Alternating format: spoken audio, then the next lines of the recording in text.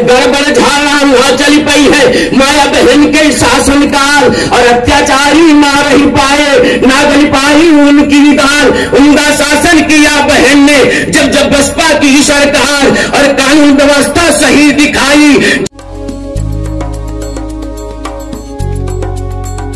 हमने बड़े अदब के साथ हमारे आज के कार्यक्रम के मुख्य अतिथि बहुजन समाज पार्टी के बहुत ही सम्मानित और वरिष्ठ नेता माननीय सतीश चंद्र मिश्रा जी, राष्ट्रीय महासचिव, सांसद राज्यसभा जी से मैं निवेदन करूंगा कि वो आए और सभा को संबोधित करने की कृपा करें। माननीय मिश्रा जी। सर्वप्रथम संविधान के रचयिता डॉक्टर बाबा साहब भीमराव अम्बेडकर तथा बहुजन समाज पार्टी के संस्थापक मानवर श्री काशीराम जी को श्रद्धा सुमन अर्पित करते हुए मैं अपना शीश भगवान श्री परशुराम जी के चरणों पर नवाता हूं। मंच पर उपस्थित बहुजन समाज पार्टी के सभी वरिष्ठ नेतागण, हमारे बीच में उपस्थित आपके छोटे भाई श्री महेश पाल जी, जिनको कि बहुजन समाज पार्टी की मुखिया हम सबकी नेता बहन कुमारी मायावती जी ने आशीर्वाद देकर के आपके बीच में इस चुनाव के मैदान में उतारा है।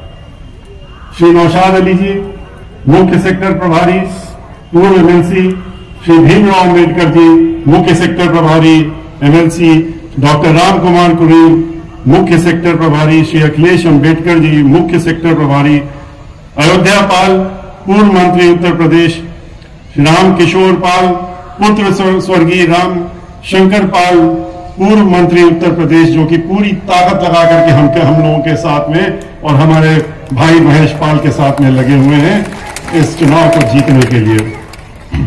श्री इंतजार आब्दी जी, पूर्व राज्य मंत्री उत्तर प्रदेश, श्री रामनाथ रावत, मुख्य सेक्टर प्रभारी, श्री विनय कश्यप, मुख्य सेक्टर प्रभारी, बबलू कुशवाहा, जिला महासचिव उन्नाव, मिथिलेश पंकज, जिलाध्यक्ष उन्नाव, ब्रिजेश पाठक, उपाध्यक्ष विधानसभा बांगरमऊ, डॉक्टर सुफील अहमद, कोषाध्यक्ष बांगर। यहां पर आए हुए सभी बुजुर्ग, माताएं, बहनें, नौजवान साथी तथा मीडिया के साथी, अपनी बात शुरू करने के पहले सर्वप्रथम मैं आप सबसे हाथ जोड़ करके माफी मांगता हूं यहां देर से आने के लिए।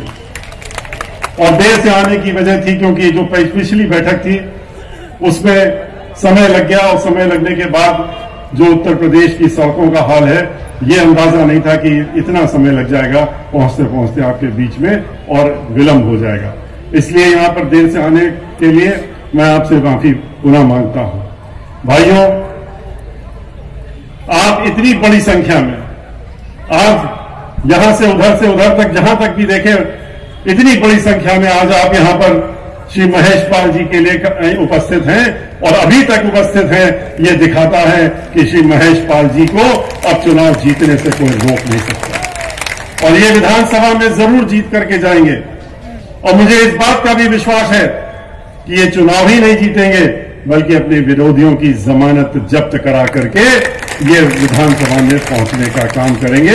इस बात का आगाज आप लोगों को देख करके हो जाता है।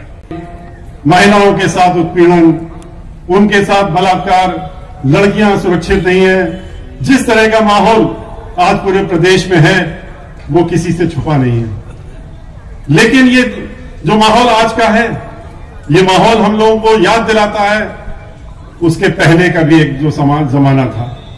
और वो क्या है, 2003 से याद करिए, 2003 और 2007 के बीच में जब समाजवादी पार्टी की सरकार थी और 2012 के बाद से जब समाजवादी पार्टी की सरकार थी तो आपको एक ही तरह का नक्शा दिखेगा। आज जिस तरीके से गुंडागर्दी, माफियागर्दी हो रही है, ठीक इसी प्रकार से समाजवादी पार्टी की सरकार ने गुंडागर्दी और माफियागर्दी होती थी।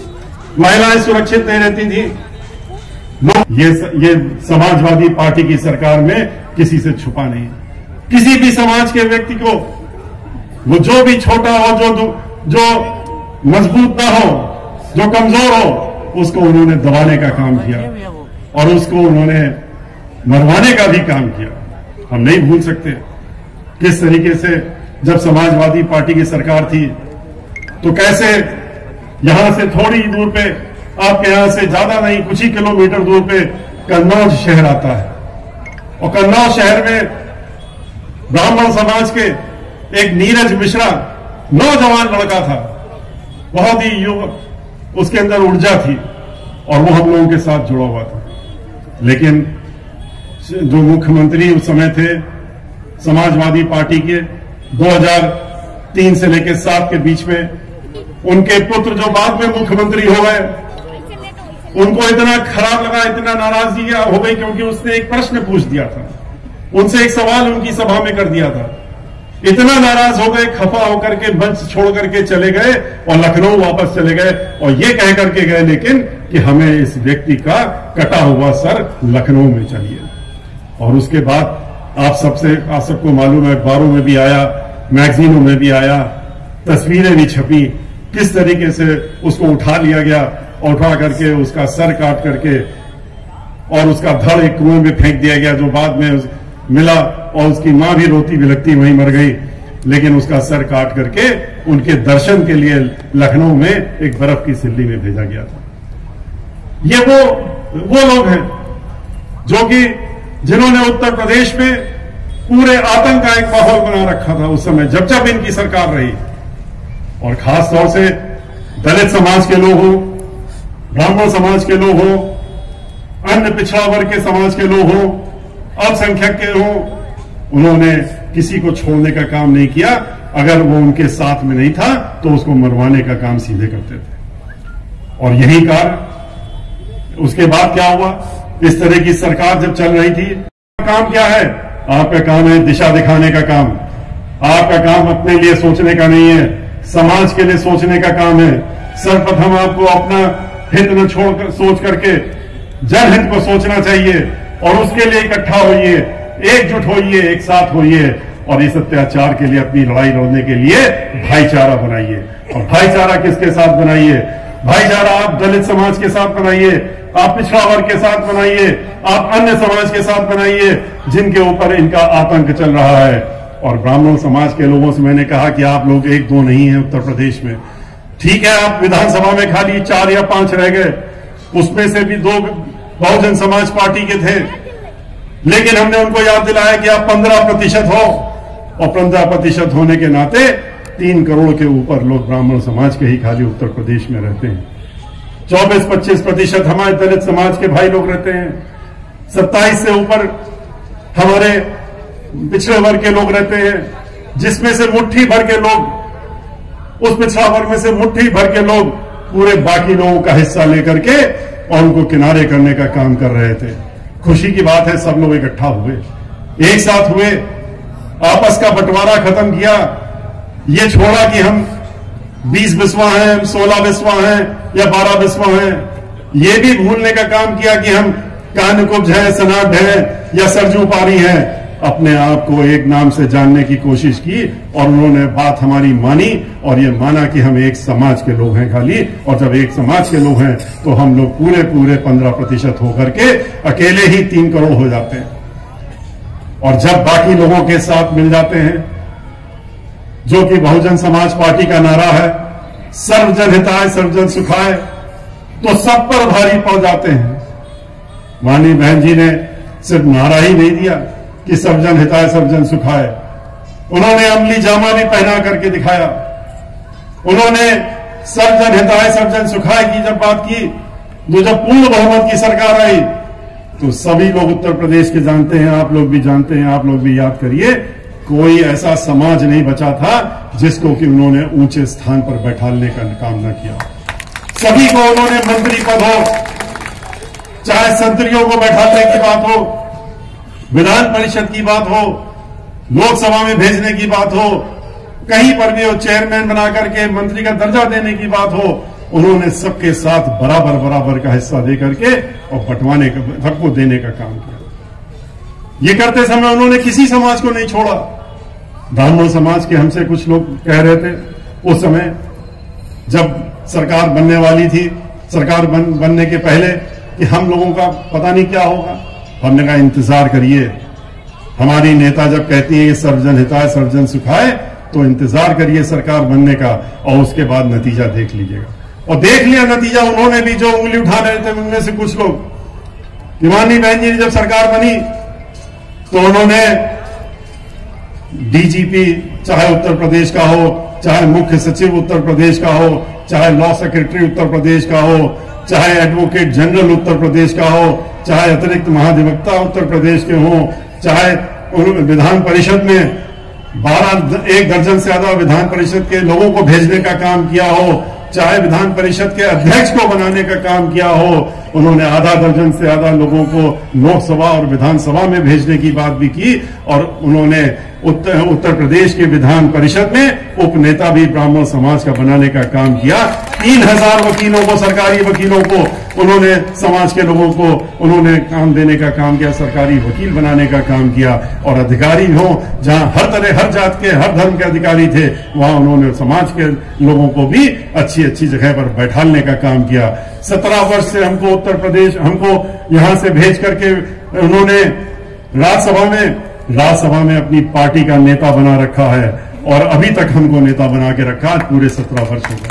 और पिछली सरकार जब थी तो उन्होंने उत्तर प्रदेश में हमको महाधिवक्ता बनाया था और महाधिवक्ता बनाने के बाद जब हमने पार्टी में आए तो उन्होंने हमको राष्ट्रीय महासचिव बनाया और आज भी हमको राष्ट्रीय महासचिव बना करके रखा हुआ।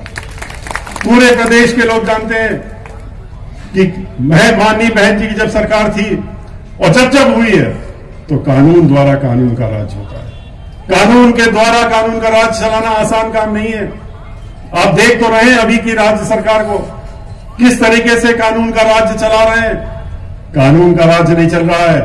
यहां तो रोको और ठोको और रोक करके एनकाउंटर कर दो और किसका एनकाउंटर कर दो, जो तुम्हारे खिलाफ है उसका एनकाउंटर कर दो और बाकी को जाने दो। इस तरीके से नहीं होता है। इस तरह से कानून का राज नहीं चलता है। माननीय बहन जी ने कोई पक्षपात नहीं किया। माननीय बहन जी ने सबको एक तराजू से नापा। यहां तक कि सभी को याद है, पूरे देश को याद है कि सरकार बने हुए कुछ ही दिन हुए थे और बहुजन समाज पार्टी के एक सांसद ने कानून को तोड़ने का काम किया था। कुछ गरीबों की जमीनों के ऊपर उन्होंने बुलडोजर चलाने का काम किया था तो माननीय बहन जी ने अपने घर पे बुला करके और उनको हथकड़ी लगवा करके और जेल की सलाखों में भेजने का काम किया।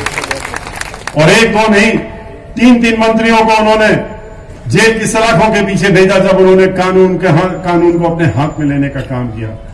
तो ये भी संदेशा दे दिया था उन्होंने कि जब हम अपने लोगों को नहीं बख्श सकते, हम अपनी पार्टी के लोगों को नहीं बख्शेंगे तो फिर जो दूसरे लोग हरकत कर रहे हैं वो समझ जाएं कि उनके साथ हम क्या व्यवहार करेंगे। और आपको ये भी मालूम है कि 5-5 साल तक कुछ बड़े बड़े बाहुबली जो उत्तर प्रदेश के थे वो जेल की सलाखों के पीछे पड़े रहे। जब तक माननीय बहन जी मुख्यमंत्री रही वो जेल के पीछे पड़े रहे, बाहर नहीं निकल पाए।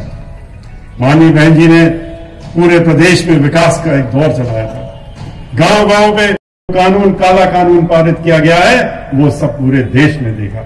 उसमें ऐसे ऐसे प्रावधान डाल दिए गए कि किसान को मजबूर होकर के अपनी जमीन ठेके पे देनी पड़ेगी। और किसको देंगे? उद्योगपतियों को देंगे और वो उनसे पट्टा लिखा लेंगे और लिखाने के बाद उनको कानून में उलझा करके उनकी जमीन कभी दोबारा जीवन में वापस नहीं होने देंगे। मुकदमेबाजी में उलझा देंगे। एसडीएम की अदालत बना दी, कोई अदालत में नहीं जा सकता, जुडिशल अदालत में नहीं जा सकता, अधिकारी की अदालत में जाएगा। वहां पर किसान की, गरीब किसान की सुनी जाएगी या बड़े उद्योगपति की सुनी जाएगी। उद्योगपतियों को उसमें लिख दिया है कि अगर वो उनको कोई अपने आदेश खिलाफ लग रहा है तो उसकी अपील कर सकते हैं, उसकी कोई मियाद नहीं है। लेकिन किसान के लिए कहा कि उसकी तो 30 दिन के अंदर अगर अपील नहीं करता है तो उसके सारे अधिकार खत्म। जो अनपढ़ है, पढ़ा लिखा नहीं है, ज्यादा पढ़ा लिखा नहीं, उसके लिए तो आपने 30 दिन दे दिए और बाकी के लिए कहा कि आप जितना चाहिए उतना कर लीजिए। उन्होंने कहा कि न्यूनतम, जब हम लोगों ने शोर मचाया कि न्यूनतम जो प्राइस है, जो न्यूनतम मूल्य है हमारी उपज का, उसको तो लिख दीजिए कि देना पड़ेगा कानून में। उन्होंने कहा कि नहीं, उद्योगपति फिर तैयार नहीं होंगे पट्टे में लेने के लिए, इसी को तो खत्म करना है। और उन्होंने उसको नहीं लिखा उसमें। जब पूरे देश के किसान उठ के खड़े हुए, उन्होंने समझा इस कानून को, जब देखा उन्होंने और पढ़ा कि ये कौन सा काला कानून हमारे खिलाफ पारित कर दिया गया है, तो उन्होंने कहा ये न्यूनतम की बात क्यों नहीं लिखी गई। तब बाहर बाहर निकल करके इनके नेताओं ने कहना शुरू कर दिया, परेशान नहीं होइए, हम आपसे कहते हैं कि आपको न्यूनतम प्राइस मिलेगा, न्यूनतम मूल्य मिलेगा, ये हम आपसे वादा करते हैं। अरे हम तो वकील आदमी हैं, 45 वर्षों से वकालत कर रहे हैं, वकीलों के परिवार में पैदा हुए हैं, हमारे पिताजी तो उच्च न्यायालय के मुख्य न्यायाधीश रहे, चचा न्यायाधीश रहे, हमारे बड़े भाई न्यायाधीश रहे, हम लोग तो उसी परिवार के, और कानून की लड़ाई लड़ते रहते हैं। और कानून की एक छोटी सी चीज सबसे पहले जो एक नया वकील भी होता है उसको मालूम होता है कि जो कानून पारित होता है, जिसको अधिनियम हम लोग कहते हैं, जो संसद से पास होता है या विधानसभा से पास होता है, उसी को कानून कहते हैं। और उसमें जो नहीं लिखा है उसके बारे में आपको जितना भी बरगला दिया जाए, वादे कर दिए जाए, उसके लिए आप किसी अदालत में नहीं जा सकते, कहीं पर भी जाके आप दरवाजा खटखटा नहीं सकते, और ना अपने हक की लड़ाई लड़ सकते। और जिन्होंने वादे किए हैं वो पता नहीं कहां होंगे, कब होंगे। तो अपनी जमीन भी खोएंगे, आप पैसा भी खोएंगे, उपज भी खोएंगे। और आप देख रहे हैं किस तरीके से आज किसान कर रहा है। उसके ऊपर अगर उसने कर्जा लिया है तो उसके यहां 10-10 भाग भेज देंगे बैंक वालों को पैसा वसूली के लिए, डुग्गी पिटवा देंगे, बेइज्जत कर देंगे, उसको आत्महत्या करने तक के लिए मजबूर कर देंगे। लेकिन जो इनके चुनिंदा सेठ लोग हैं, जो यहां से जो बैंकों का 3 लाख करोड़ रुपया निकाल करके और उन्होंने हजम कर लिया, उनको आपने विदेश भागने के लिए दे दिया और कहा कि विदेशों में जाओ, वहां पर ऐश करो, हम यहां बैठे हैं, तुम वहां चिंता करो, वहीं पर रहो, वहां से पैसा भेजते रहो। तो इस तरह की सरकार है जिसने कि रोजगार खत्म कर दिया। इंशाअल्लाह भाई महेश जी जीतेंगे इस बार, बहन जी जिंदाबाद, बहन जी जिंदाबाद, बहन जी जिंदाबाद, बहन जी जिंदाबाद। बहुत प्यारा गीत हाजिर करता हूं। भाई महेश पाल साहब हमारे बहुत ही ईमानदार कर्मठशील, जिनको शेरनी बहन कुमारी मार्ती जी ने प्रत्याशी बनाया है बांग्लामोड़ का, और मुझे यकीन है इंशाअल्लाह वो जीतेंगे। मैं एक गीत पढ़ता हूं, अगर अच्छा लगे तो दुआ से नवाजिएगा। बड़े भाई वसीम साहब ने हमें आवाज दी, में हाजिर आया। करम फरमा इंतजार आपकी बाबी भाई पूर्व राज्यमंत्री हमारे बीच हाजिर हैं। मैं उनका भी सारा इस्तेमाल करता समाज फरमा ले कि कोहराम मचा दे, अगर अच्छा लगे ताले देना चाहिए कि कोहराम मचा देंगे, कोहराम मचा देंगे।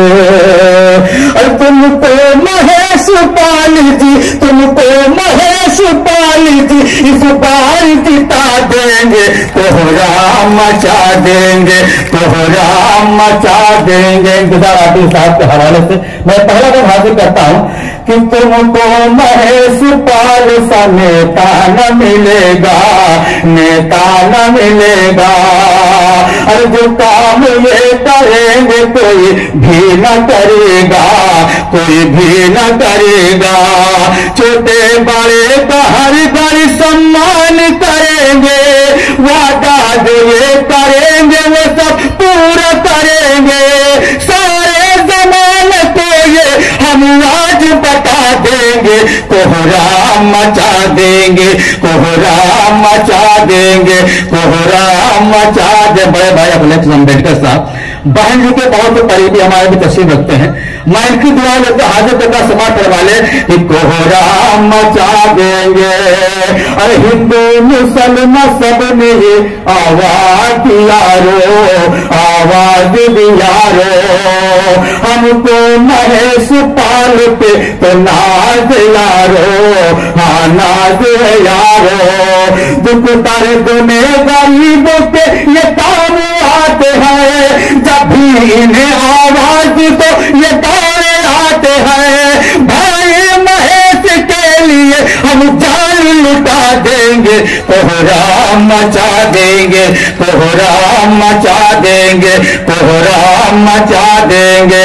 करम फरमा बड़े भाई हमारे भी तस्वीर रखते हैं, सैलानी साहब वाकई में हमारे अजीज हैं। मैं उसकी दुआ ले समाप्त फरमा ले कि कोहराम मचा देंगे, कोहराम मचा देंगे। अरे आए बदौर देखना अब चमके की किस्मत, हाँ चमकेगी किस्मत, हिंदू मुसलमान दोनों में जागेगी मोहब्बत, जागेगी मोहब्बत। हमारे तरफ बर्मा अखिलेश अम्बेडकर साहब हैं, बहन जी के बहुत करीबी, बहुत अजीज हैं। मैं हाजिर करता हूं कि कोहराम मचा देंगे, आएगा दौर देखना अब चमकेगी किस्मत।